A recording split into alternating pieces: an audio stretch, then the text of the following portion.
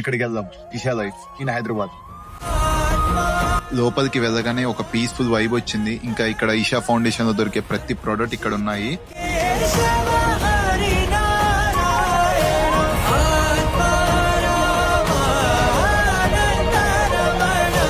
లోపలికి వెళ్తే మహాముద్ర ఉంది. ఇక్కడ కంప్లీట్ వెజ్ బఫెట్ ఉంది.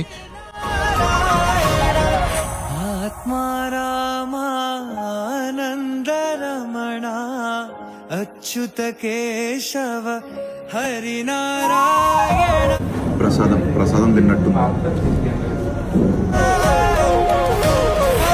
ఇంకా పైకి వెళ్తే యోగా సెంటర్ ఉంది.